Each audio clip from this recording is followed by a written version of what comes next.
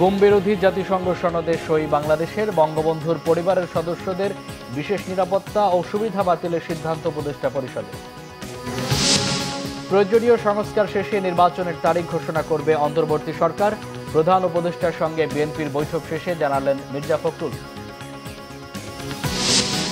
রাষ্ট্রীয় প্রতিষ্ঠান ঠিক করতে সংবিধান পুনর্লিখনের সুপারিশ অধ্যাপক আলী রিয়াজের। ভোটের আনুপাতিক হারে সংসদের আসন সংখ্যা বণ্টনের প্রস্তাব বিচারপতি রৌফের। নোয়াখালীতে বন্যা পরিস্থিতির অবনতি। ফেনীতে 17 জন সহ বিভিন্ন জেলায় মৃত্যু বেড়ে 52 জনে। ত্রাণের অপেক্ষায় হাজারো মানুষ। শেখ হাসিনা সহ 53 জনের বিরুদ্ধে আন্তর্জাতিক অপরাধ ট্রাইব্যুনালে আরেক মামলা। 4 দিনের রিমান্ডে সাবেক বাণিজ্যমন্ত্রী টিপু মুন্সি। দেখছিলেন ক্রাউন সিমেন্ট, সংবাদ শিরোনাম। এবার বিস্তারিত। গুম বিষয়ক আন্তর্জাতিক কনভেনশনে সই করেছে বাংলাদেশ। দেশের পক্ষে অন্তর্বর্তীকালীন সরকারের প্রধান উপদেষ্টা অধ্যাপক ডক্টর মোহাম্মদ ইউনূস এতে সই করেন। রাজনৈতিক দলগুলোর সাথে সংস্কারের বিষয়ে পরামর্শ নেওয়ার সিদ্ধান্ত হয় উপদেষ্টা পরিষদের বৈঠকে। কালো টাকা সাদা করার সুবিধা বন্ধে নীতিগত সিদ্ধান্ত নিয়েছে সরকার। বঙ্গবন্ধুর পরিবারের সদস্যদের বিশেষ নিরাপত্তা ও সুবিধা দিয়ে করা আইন বাতিলেরও সিদ্ধান্ত হয় বৈঠকে। পরে উপদেষ্টা সৈয়দা রিজওয়ানা হাসান জানান, হজের খরচ কমানোর বিষয়েও আলোচনা হয়েছে উপদেষ্টা পরিষদের এই বৈঠকে। রকনুজ্জামানের রিপোর্ট। বৃহস্পতিবার সকালে রাষ্ট্রীয় অতিথি ভবন ও প্রধান উপদেষ্টার কার্যালয়ে যমুনায় উপদেষ্টা মণ্ডলীর সভা অনুষ্ঠিত হয়। সভায় গুম বিষয়ক আন্তর্জাতিক কনভেনশনে সই করেন অন্তর্বর্তীকালীন সরকারের প্রধান উপদেষ্টা ডক্টর মোহাম্মদ ইউনূস। এর মধ্য দিয়ে রাষ্ট্রীয় বাহিনী ব্যবহার করে গুমের ঘটনা যেন না ঘটে তার একটি শক্ত ভিত রচিত হলে বলে মনে করছে সরকার। পরে রাষ্ট্রীয় অতিথি ভবনের সামনে উপদেষ্টা পরিষদের সিদ্ধান্ত সমূহ নিয়ে ব্রিফিং করেন পরিবেশ, জলবায়ু এবং পানি সম্পদ উপদেষ্টা সৈয়দা রিজওয়ানা হাসান। কোন পদ্ধতির মাধ্যমে কোন নাগরিকদেরকে সরকার বিরোধিতা করা হচ্ছে, আইন শৃঙ্খলা পরিস্থিতি খারাপ করা হচ্ছে, ন্যাশনাল ইন্টারেস্টের বাইরে কাজ করা হচ্ছে, এসব বলে গুম করতে না পারে, তার জন্য এই কনভেনশনটা আমরা স্বাক্ষর করে এবং এইটার ব্যাপারে প্রয়োজনীয় আইনি সংস্কার আমরা গ্রহণ করব।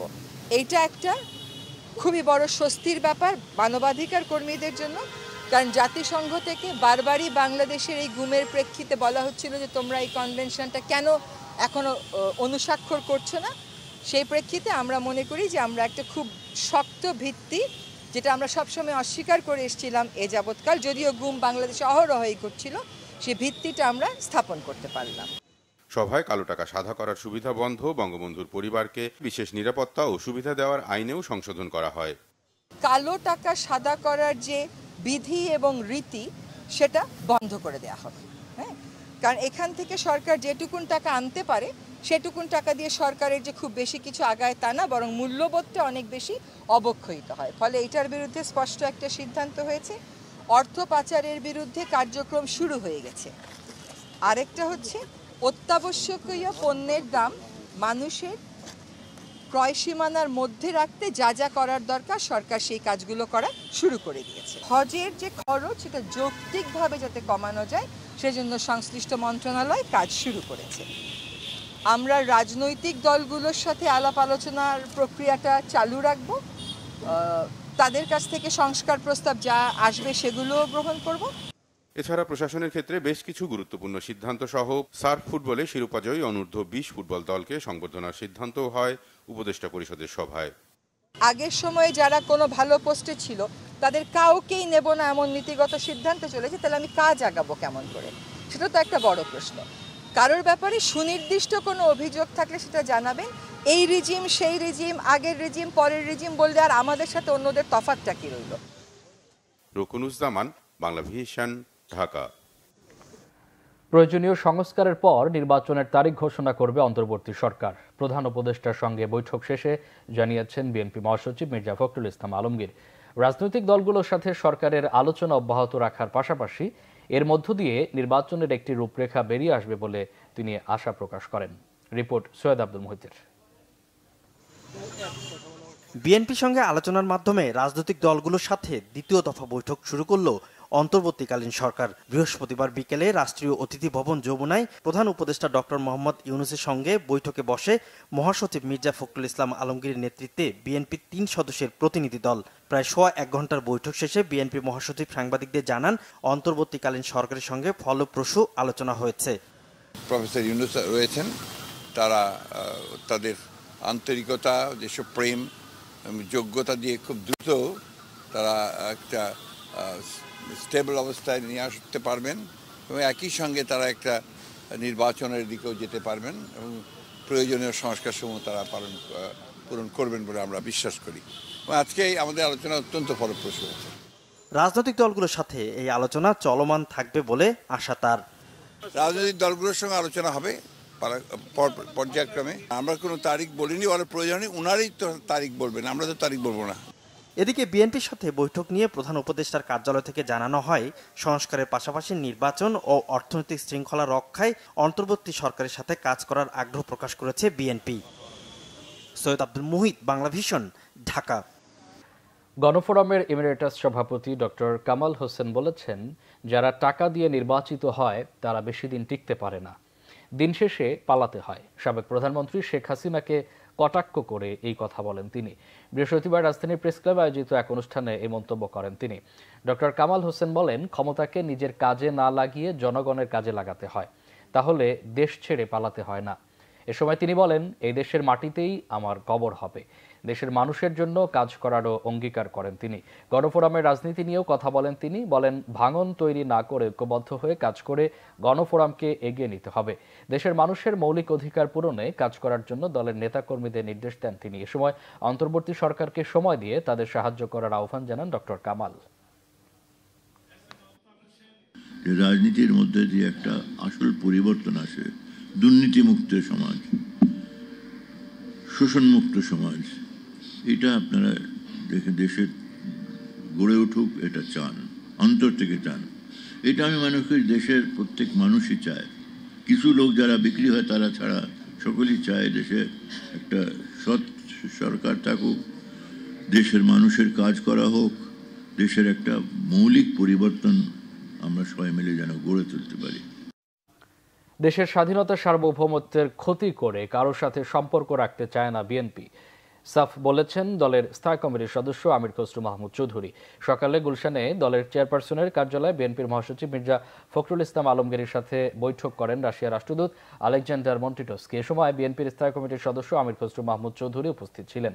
1 ঘণ্টার বৈঠক শেষে সংবাদ সম্মেলনে আমির খসরু মাহমুদ চৌধুরী বলেন, দেশ ও জনগণের স্বার্থকে প্রাধান্য দিয়ে মৌলিক বিষয়গুলোতে কিভাবে কাজ করা যায় সেসব বিষয়ে রাশিয়ান রাষ্ট্রদূতের সাথে আলোচনা হয়েছে।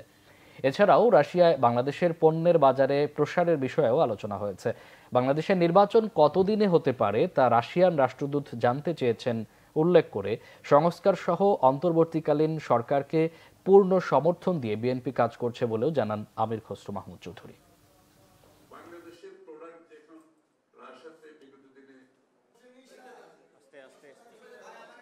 আমাদের পরিষ্কারভাবে বলা হয়েছে যে বাংলাদেশ জাতীয়তাবাদী দল যে সকলের সাথে সম্পর্কে বিশ্বাস, এটা কোনো বিশেষ দেশ আলাদাভাবে আমরা কাউকে দেখে সকলের সাথে সম্পর্ক থাকবে।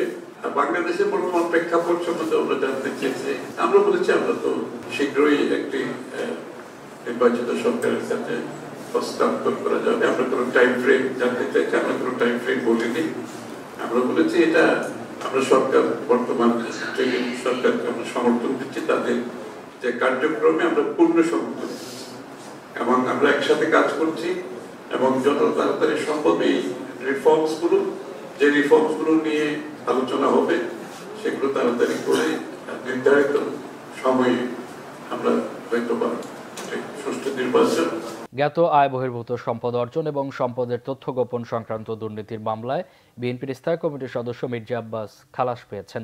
অপর একটি মামলায়ও মির্জা আব্বাসকে খালাস ও তার স্ত্রী জাতীয়তাবাদী মহিলা দলের সভাপতি আফরোজা আব্বাসকে অব্যাহতি দিয়েছে আদালত। দুপুরে আদালতে হাজির হন মির্জা আব্বাস ও তার স্ত্রী আফরোজা আব্বাস।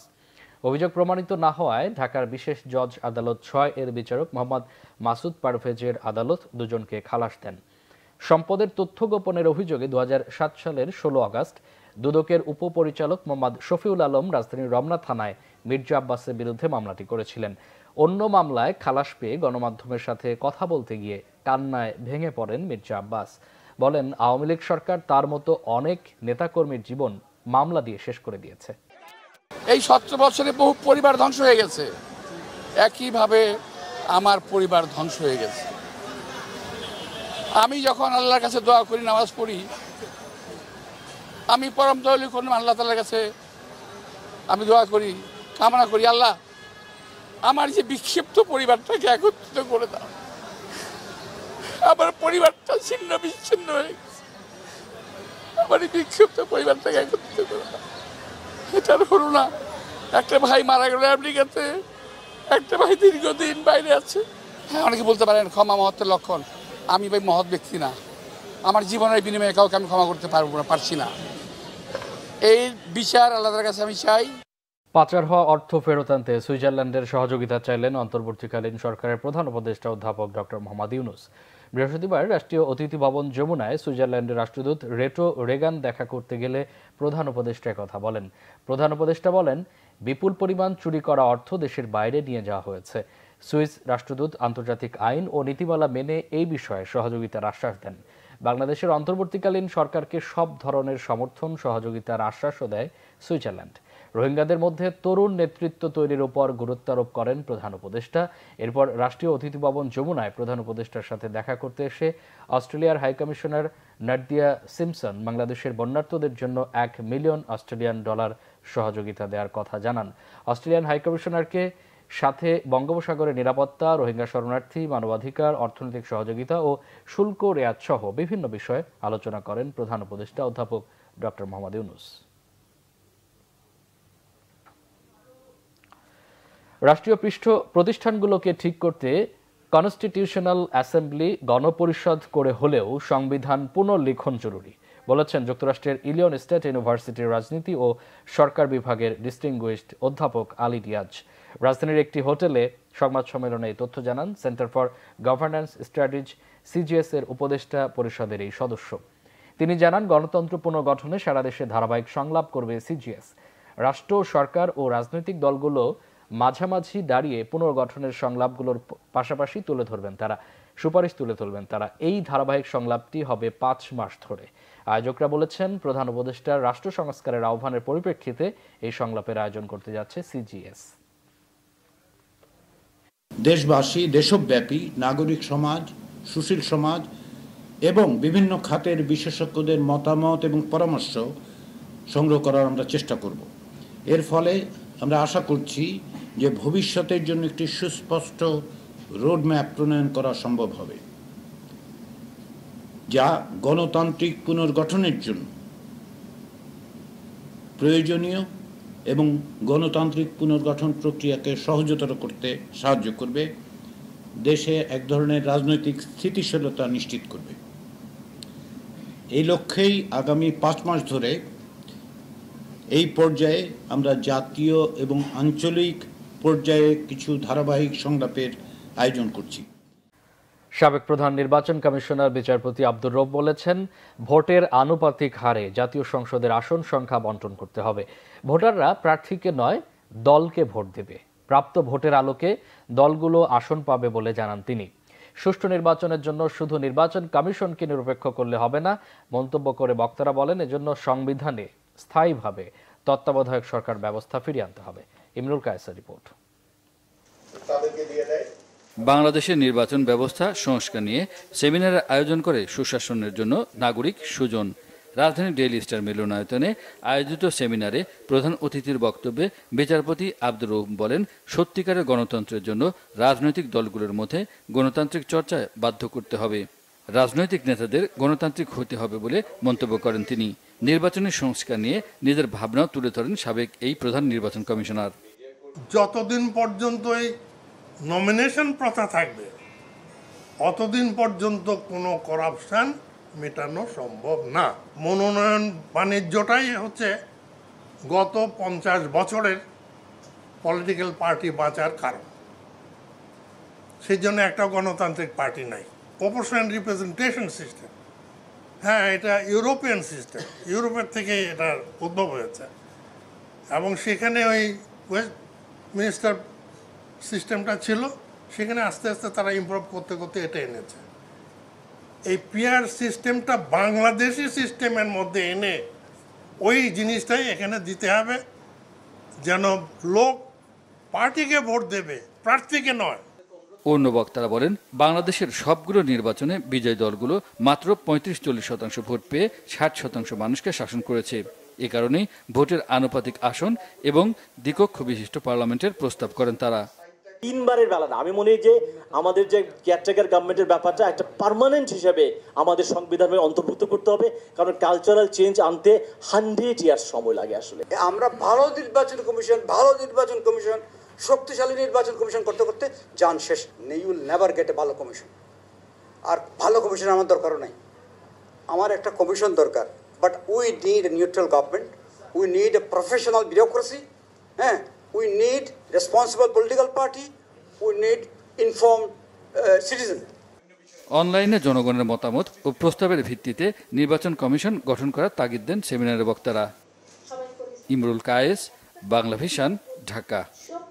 টানা বৃষ্টি ও উজানের ঢলে নোয়াখালী লক্ষ্মীপুরে বন্যা পরিস্থিতির আরও অবনতি হয়েছে। নোয়াখালীতে আশ্রয়কেন্দ্রে ঠাঁই নেই, পানিবন্দী 21 লাখ মানুষ।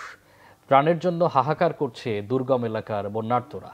লক্ষ্মীপুরে দেখা দিয়েছে বিশুদ্ধ পানির অভাব ও পানিবাহিত রোগ। এদিকে ফেনীতে প্রাণহানি বেড়ে 17 জনে দাঁড়িয়েছে।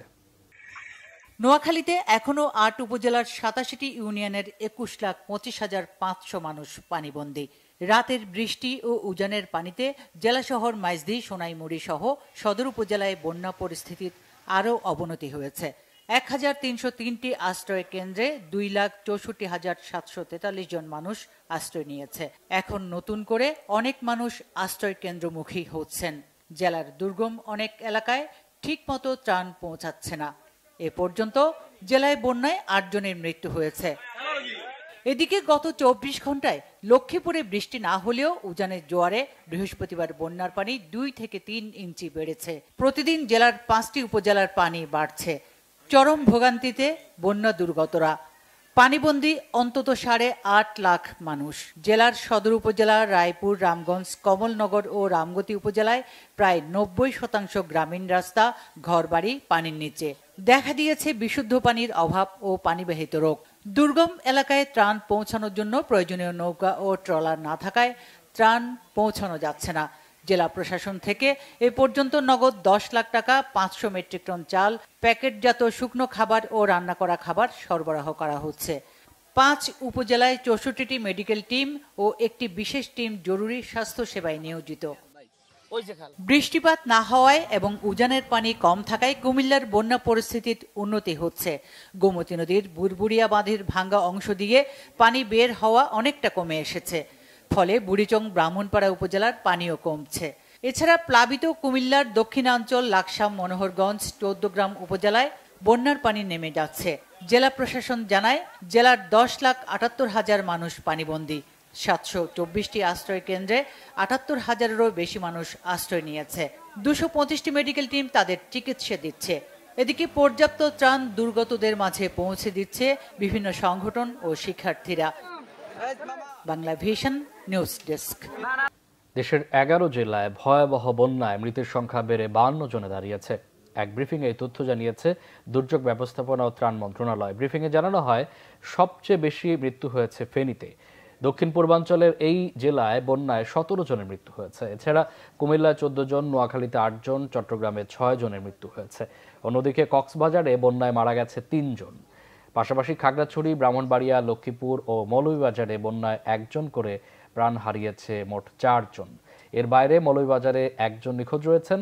বন্যা পরিস্থিতির হালনাগাদ তথ্য তুলে ধরে মন্ত্রণালয় জানায়, আকস্মিক এই বন্যায় ক্ষতিগ্রস্ত হয়েছেন 54,81,000 মানুষ। বন্যা কবলিত ফেনী, কুমিল্লা, চট্টগ্রাম, খাগড়াছড়ি, নোয়াখালী, মৌলভীবাজার, হবিগঞ্জ, ব্রাহ্মণবাড়িয়া, সিলেট, লক্ষ্মীপুর ও কক্সবাজারের প্লাবিত 68টি উপজেলার ক্ষতিগ্রস্ত 492টি ইউনিয়নে এখনও পানিবন্দী 10,72,000 পরিবার।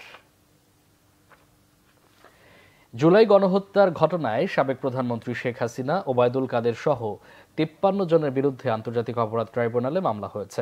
অভিযুক্তদের মধ্যে রয়েছেন মন্ত্রী, সংসদ সদস্য, পুলিশ ও 2 ডজনের বেশি সিনিয়র সাংবাদিক। অভিযুক্তের তালিকা রয়েছেন অধ্যাপক জাফর ইকবাল, মেজবা কামাল এবং অবসরপ্রাপ্ত বিচারপতি শামসুদ্দিন চৌধুরী মানিক। বৈষম্য বিরোধী ছাত্র আন্দোলনে নিহত একাদশ শ্রেণীর শিক্ষার্থী রিহানের বাবা বাদী হয়ে মামলাটি করেন। গত 5 অগস্ট শেখ হাসিনা সরকারের পতনের দিন বিজয় উৎসবে পুলিশের গুলিতে নিহত হন 17 বছর বয়সী কলেজ শিক্ষার্থী নাসিব হাসান রিয়ান। ছেলে হত্যার বিচার চেয়ে আদালত প্রাঙ্গণে কাঁদলেন সরকারি চাকরিজীবী বাবা। যে আমার বাবা, আমার দুনিয়াতে আমার বিচার, দুনিয়াতে আমার বিচারের জন্য আমার বাবা কোথাও ফরিয়াদ করেনি। বৃহস্পতিবার আন্তর্জাতিক অপরাধ ট্রাইব্যুনালের তদন্ত সংস্থায় আন্দোলনে নিহত রিয়ানের বাবা গোলাম রাজ্জাক 52 জনকে অভিযুক্ত করে মামলা করেন। এ সময় কোটা সংস্কার আন্দোলনে হত্যা, গণহত্যা ও নির্যাতনের উস্কানির ঘটনায় সাংবাদিক ইকবাল সোবাহান চৌধুরী, নঈম নিজাম, মুন্নি সাহা, সোমা ইসলাম সহ মোট 52 জনের বিরুদ্ধে মামলা হয়েছে। 52 জনের মধ্যে সাংবাদিকই 30 জন। সাংবাদিক ভাইরা আমি দেখছি তারা উস্কানিমূলক অনেক বক্তব্য দিয়েছে এই হত্যার পিছনে। ওই বক্তব্যের কারণে আরও বেশি পুলিশ প্রশাসন বা অন্যান্য প্রশাসন আরও বেশি ডেসপায়ার্ড হয়ে তারা এই ধরনের হত্যাকাণ্ড চালিয়েছে। আসামি করা হয়েছে দেশত্যাগী সাবেক প্রধানমন্ত্রী শেখ হাসিনা, ওবায়দুল কাদের, আসাদুজ্জামান খান, সাবেক র্যাব প্রধান হারুনা রশিদ, বিপ্লব কুমার সহ পুলিশের সাবেক ঊর্ধ্বতন কর্মকর্তাদের নামেও।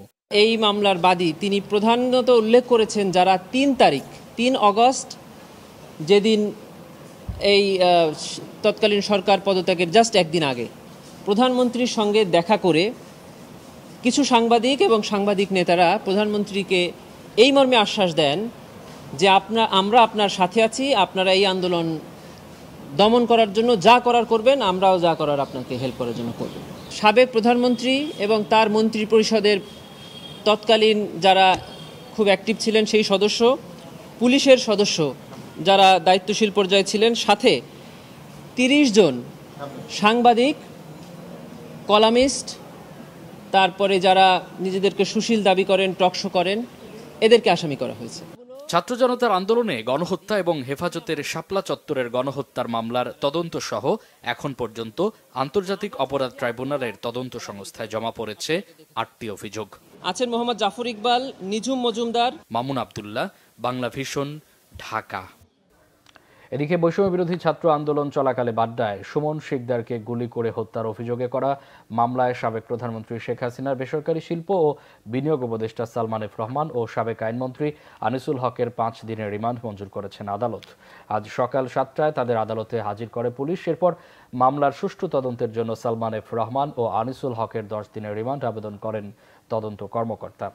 শুনানি শেষে ঢাকার মেট্রোপলিটন ম্যাজিস্ট্রেট নুরুল হুদা চৌধুরী তাদের 5 দিনের রিমান্ড মঞ্জুর করেন। এর আগে গত 13 আগস্ট গোপন তথ্যের ভিত্তিতে নৌপথে পলায়নরত অবস্থায় রাজধানীর সদরঘাট এলাকা থেকে সালমান এফ রহমান ও আনিসুল হককে গ্রেফতার করা হয়। পরদিন 14 আগস্ট নিউ মার্কেট এলাকায় দোকান কর্মচারী শাহজাহান আলীকে হত্যার অভিযোগ করা মামলায় তাদের 2 জনের 10 দিনের রিমান্ড মঞ্জুর করেন ঢাকার মেট্রোপলিটন ম্যাজিস্ট্রেট মামুনুর রশিদ। এদিকে সাবেক সেনা কর্মকর্তা জিয়াউল আহসান ও সাবেক এমপি সাদেক খানেরও বিরুদ্ধে হত্যা মামলা 5 দিনের রিমান্ড দিয়েছে আদালত। ছাত্র জনতার আন্দোলনে জাতি, ধর্ম, বর্ণের কোনো ব্যবধান ছিল না। জাতি শহীদ পরিবারগুলোর কাছে ঋণী বলেছেন বাংলাদেশ জামাত ইসলামীর আমির ডক্টর শফিকুর রহমান। সকালে নারায়ণগঞ্জের সিদ্দিরগঞ্জে শহীদ পরিবারের সাথে এক মতবিনিময় সভায় তিনি একথা বলেন। আন্দোলনে নিহত পরিবারগুলোকে প্রতি মাসে আর্থিক সহযোগিতা সহ সন্তানদের পড়াশোনার ব্যবস্থা করা হবে বলেও জানান তিনি। শহীদ পরিবারগুলোকে সার্বিক সহযোগিতা করতে প্রধান উপদেষ্টার প্রতি আহ্বান জানান তিনি। সভায় উপস্থিত ছিলেন জামাতের কেন্দ্রীয় সদস্য সাইফুল আলম খান মিলন সহ অন্যান্যরা। যার যেখানে যে অবদান জাতির জন্য এটা শ্রদ্ধার সাথে স্বীকার করতে, আমরা প্রধান উপদেষ্টা এবং উপদেষ্টাদের সাথে বসেছিলাম। আমরা বলেছি যে পরিবারগুলোর আর্থিক সহায়তার প্রয়োজন, অর্থবহ সহযোগিতা দেওয়ার পদক্ষেপ আপনারা গ্রহণ করুন এবং রাষ্ট্রের সকল খাতের মধ্যে এটাকে এখন আপনারা সর্বাধিক অগ্রাধিকার দিন। আহতদের চিকিৎসা সর্বোচ্চটা যেটা সম্ভব চেষ্টা করুন, আমরা আপনাদের পাশে আছি। সম্মানিত ভাইরা, তারা কথা দিয়েছেন, তারা করবেন। আমরা দোয়া করি সেটা যেন হয়। থানা মামলা না নেয় আদালতে এসে শেখ হাসিনা, ওবায়দুল কাদের এবং তাপস সহ 90 জনের বিরুদ্ধে হত্যা মামলা করল ছাত্র আন্দোলনে নিহত নাদিমুল হাসান এলেমের পরিবার। দুপুরে ঢাকার চিফ মেট্রোপলিটন ম্যাজিস্ট্রেট আদালতে হাজির হয়ে মামলার আবেদন করেন নিহত এলেমের মা কিসমতারা। এ সময় তার সঙ্গে ছিলেন নিহত এলেমের বাবা, ছোট ভাই এবং বিএনপির আন্তর্জাতিক বিষয়ক কমিটির সদস্য ইঞ্জিনিয়ার ইশরাক হোসেন। বাদীর আইনজীবী জানান, এলএম ছাত্র আন্দোলনে নিহত হলেও সংশ্লিষ্ট থানা তার মামলা নেয়নি সে সময়। উল্টো পরিবারকে হুমকি দেওয়া হয়েছিল বলে অভিযোগ তাদের। সাবেক সরকারের পতনের পর মামলা দায়েরের আবেদন করলে আদালতের নির্দেশে সংশ্লিষ্ট থানা মামলা নেয়। মামলায় প্রধান আসামি করা হয়েছে সাবেক প্রধানমন্ত্রী শেখ হাসিনাকে। দলের সাধারণ সম্পাদক ওবায়দুল কাদের, ঢাকা দক্ষিণ সিটির সাবেক মেয়র ফজলে নূর তাপস সহ মোট 90 জনকে মামলায় আসামি করা হয়েছে।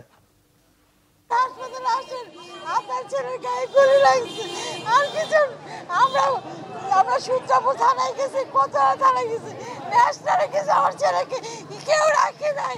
আমার ছেলেকে ওই অন্য করে বের করে দিছে, আমার ছেলেকে মনোজাতিতে করতেছে। আমার ছেলে লাশ ফেলে রেখেছিল। পরে আমার ছেলের বন্ধু বান্ধব যারা একসাথে পড়াশোনা করে বলেছে আমার ছেলের লাশ মিরপুর থেকে নিয়ে এসছে। যে পরিবাররা মামলা করতে চাচ্ছে সেই পরিবারদেরকে আমরা বাংলাদেশ জাতীয়তাবাদী দলের পক্ষ থেকে আইনি সহায়তা দিচ্ছি এবং তাদেরকে সাহস যোগাচ্ছি। আমরা আরেকটা জিনিস স্পষ্টভাবে মিডিয়ার মাধ্যমে বলে দিতে চাই, এই মামলাগুলো হাই প্রোফাইল মামলা এবং এর আসামি স্বয়ং সাবেক প্রধানমন্ত্রী থেকে শুরু করে বহু প্রভাবশালী ব্যক্তিরা রয়েছেন। তারা যদি কোনোভাবে এই মামলার বাদীকে ভবিষ্যতে কোনো সময় ভয়, ভীতি, হুমকি বা কোনো ধরনের ব্ল্যাকমেল করার অপচেষ্টা করে, এই ধরনের অনেকগুলো মামলা হয়েছে সারা দেশে।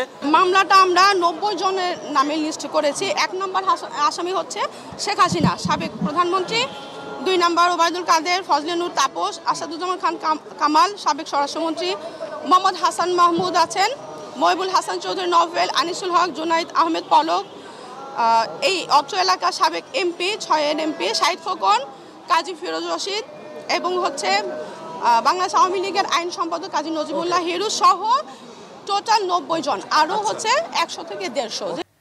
শ্বেতপত্র প্রণয়ন কমিটি কোনো দুর্নীতিবাজ ধরবে না, দুর্নীতির মাত্রা তুলে ধরবে বলে জানিয়েছেন কমিটির প্রধান ডক্টর দেবপ্রিয় ভট্টাচার্য। এই কমিটি দুর্নীতিবাজদের শাস্তি নিশ্চিতের সুপারিশের পাশাপাশি ভবিষ্যতে যেন দুর্নীতি না হয় সেই পরামর্শ দেবে বলেও জানান তিনি।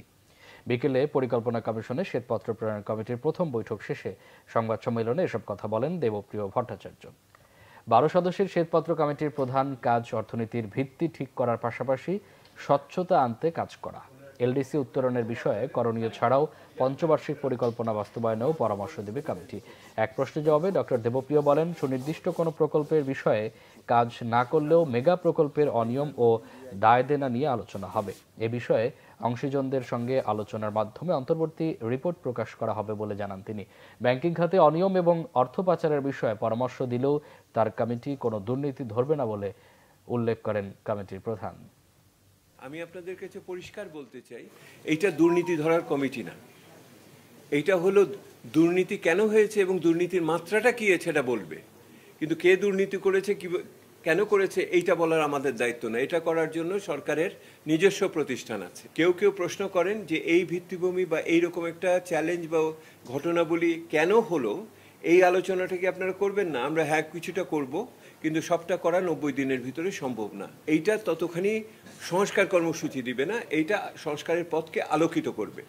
আর এর আগে এই সমস্যা যাতে কোনোদিন আবার উদ্ভব না ঘটে, তাহলে সেই ক্ষেত্রে রক্ষা কবচগুলোর কথাও উল্লেখ করা হবে।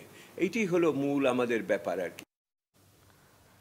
কোটা বিরোধী ছাত্র জনতার আন্দোলনে ঢাকা মেডিকেল কলেজ হাসপাতালে মারা গেছেন 172 জন। হাসপাতালে ভর্তি ও নিহতের বেশিরভাগই ছিল বুলেট বিদ্ধ। বৃহস্পতিবার ঢাকা মেডিকেল কলেজ হাসপাতালে এক সংবাদ সম্মেলনে এসব জানানো হয়। এ সময় হাসপাতালের পরিচালক ব্রিগেডিয়ার জেনারেল আসাদুজ্জামান জানান, মৃতদের ময়নাতদন্ত করতে দিতে চায়নি স্বজনরা, তারপরও 85% ময়নাতদন্ত করা গেছে। আন্দোলন চলাকালে হাসপাতালে ভর্তি হয়েছেন মোট 2613 জন। এর মধ্যে 12 বছরের নিচে 19 জন রোগী ভর্তি হয়েছিল, আর সবচেয়ে বেশি রোগী ছিল 20 থেকে 30 বছরের বয়সের। সংবাদ সম্মেলনে ঢাকা মেডিকেল কলেজের হাসপাতালের পরিচালক সেবার মান বাড়ানোর সাথে 100 দিনের কর্মপরিকল্পনা ঘোষণা করেন।